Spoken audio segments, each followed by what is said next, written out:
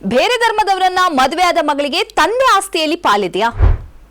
ತಂದೆಯ ಆಸ್ತಿಯಲ್ಲಿ ಹೇಗಿದ್ರೂ ತನಗೆ ಪಾಲ್ ಸಿಗ್ತದೆ ಅಂದ್ಕೊಳ್ಳುವ ಮಕ್ಕಳಿಗೆ ಪಾಠವಾಗುವ ತೀರ್ಪಿದು. ತಂದೆ ತನಗೆ ಬೇಕಾದವರಿಗೆ ಮಾತ್ರ ಆಸ್ತಿ ಕೊಡಬಹುದು ಅಂತ ಸುಪ್ರೀಂ ಕೋರ್ಟ್ ಹೇಳಿರುವ ತೀರ್ಪಿದು. ಕೇರಳ ಮೂಲದ ಎನ್ಎಸ್ ಶ್ರೀಧರನ್ ಎಂಬ ವ್ಯಕ್ತಿ 1988ರಲ್ಲಿ ತಮ್ಮ ಆಸ್ತಿ ಕುರಿತಂತೆ ವಿಲ್ ಮಾಡಿದ್ರು. ಅವರಿಗೆ 9 ಜನ ಮಕ್ಕಳು.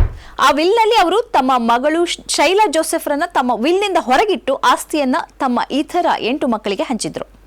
ತಮ್ಮ ಸಮುದಾಯದ ಹೊರಗಿನ ಯುವಕನನ್ನ ವಿವಾಹವಾದ ಕಾರಣ ಶೈಲಳಿಗೆ ತಮ್ಮ ಆಸ್ತಿಯಲ್ಲಿ ಪಾಲು ನೀಡಲು ನಿರಾಕರಿಸಿದ್ರು. ಆಸ್ತಿ ಸ್ವಯಾರ್ಜಿತವಾಗಿದ್ದು ಅದು ಪಿತ್ರಾರ್ಜಿತವಾಗಿ ಪಡೆದ ಆಸ್ತಿ ಅಲ್ಲ ಅಂತ ಶ್ರೀಧರನ್ ಸ್ಪಷ್ಟವಾಗಿ ಹೇಳಿದ್ರು. ತಂದೆಯ ಈ ನಿರ್ಧಾರವನ್ನು ಪ್ರಶ್ನಿಸಿ ಶೈಲಾ ಜೋಸೆಫ್ ಕೇರಳದ ಕೆಳ ನ್ಯಾಯಾಲಯದ ಮೆಟ್ಟಿಲೇರಿದ್ರು. ಅಲ್ಲಿ ಅವರ ಪರ ತೀರ್ಪು ಬಂದಿತ್ತು. ಈ ವೇಳೆ ಶ್ರೀಧರನ್ ಮತ್ತೆ ಕೇರಳ ಹೈಕೋರ್ಟ್ ಮೆಟ್ಟಿಲೇರಿದ್ರು. ಅಲ್ಲೂ ಶ್ರೀಧರ್ಗೆ ಹಿನ್ನಡೆ ಆಯಿತು.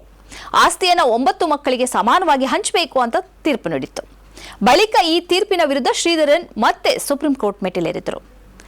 ನ್ಯಾಯಮೂರ್ತಿಗಳಾದ ಅಹ್ಸನುದ್ದೀನ್ ಅಮಾನುಲ್ಲಾ ಮತ್ತು ಕೆ ವಿನೋದ್ ಚಂದ್ರನ್ ಅವರನ್ನೊಳಗೊಂಡ ಸುಪ್ರೀಂ ಕೋರ್ಟ್ ಪೀಠ ಕೇರಳ ಹೈಕೋರ್ಟ್ ಮತ್ತು ವಿಚಾರಣಾ ನ್ಯಾಯಾಲಯದ ತೀರ್ಪುಗಳನ್ನು ರದ್ದುಗೊಳಿಸಿತು. ವಿಲ್ ಮಾಡುವವರ ವಿಲ್ ಮೇಲುಗೈ ಸಾಧಿಸುತ್ತದೆ ಎಂದು ಸ್ಪಷ್ಟಪಡಿಸಿತು. ಒಬ್ಬ ವ್ಯಕ್ತಿಗೆ ತನ್ನ ಆಸ್ತಿಯನ್ನು ಹೇಗೆ ವಿತರಿಸಬೇಕೆಂದು ನಿರ್ಧರಿಸಲು ಸಂಪೂರ್ಣ ಸ್ವಾತಂತ್ರ್ಯವಿದೆ ಮತ್ತು ಆ ವಿಲ್ನಿಂದ ವಿಮುಖರಾಗಲು ಸಾಧ್ಯವಿಲ್ಲ ಅಂತ ನ್ಯಾಯಾಲಯ ಹೇಳಿದೆ.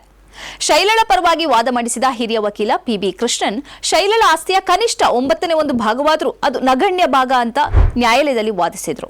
ಆದಾಗ್ಯೂ ಆಸ್ತಿ ವಿಭಜನೆಯಲ್ಲಿ ಸಮಾನತೆಯ ಪ್ರಶ್ನೆ ಉದ್ಭವಿಸುವುದಿಲ್ಲ, ಯಾಕೆಂದ್ರೆ ಅದು ಉಯಿಲುದಾರನ ಇಚ್ಛೆ ಆಗಿತ್ತು ಅಂತ ಹೇಳೋ ಮೂಲಕ ಪೀಠ ಈ ವಾದವನ್ನು ತಿರಸ್ಕರಿಸಿತು. ಶೈಲಳ ಇತರ ಸಹೋದರರಿಗೆ ವಿಲ್ ಹಂಚಿಕೆ ಆಗಿರೋದ್ರಿಂದ ಆಸ್ತಿಯ ಮೇಲೆ ಯಾವುದೇ ಹಕ್ಕುಗಳಿಲ್ಲ ಅಂತ ಹೇಳಿತು. ಈ ಪ್ರಕರಣಗಳು ಆಸ್ತಿ ಹಕ್ಕುಗಳು ಮತ್ತು ಟೆಸ್ಟ್ಮೆಂಟರಿ ಹಕ್ಕುಗಳ ಕುರಿತಾದ ಒಂದು ಪ್ರಮುಖ ನಿರ್ಧಾರವಾಗಿದ್ದು, ಇದರಲ್ಲಿ ನ್ಯಾಯಾಲಯವು ವಿಲ್ ಮಾಡುವವರ ವೈಯಕ್ತಿಕ ಇಚ್ಛೆಗಳನ್ನ ಅತ್ಯುನ್ನತ ಅಂತ ಪರಿಗಣಿಸಿದೆ.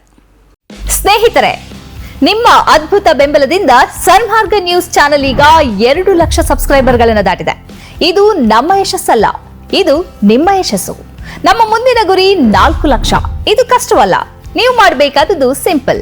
ನೀವು ಸನ್ಮಾರ್ಗ ನ್ಯೂಸ್ ಚಾನೆಲ್ ವಿಡಿಯೋವನ್ನ ನಿಮ್ಮ ಸ್ನೇಹಿತರಿಗೆ, ಕುಟುಂಬದವರೊಂದಿಗೆ ಹಂಚಿಕೊಳ್ಳಿ ಮತ್ತು ಅವರಲ್ಲೂ ಸಬ್ಸ್ಕ್ರೈಬ್ ಮಾಡಲು ಹೇಳಿ. ನೀವು ಶಕ್ತಿಯನ್ನು ಕೊಡಿ, ನಾವು ನಿಖರ ಸುದ್ದಿ ಕೊಡ್ತೇವೆ. ಧನ್ಯವಾದಗಳು.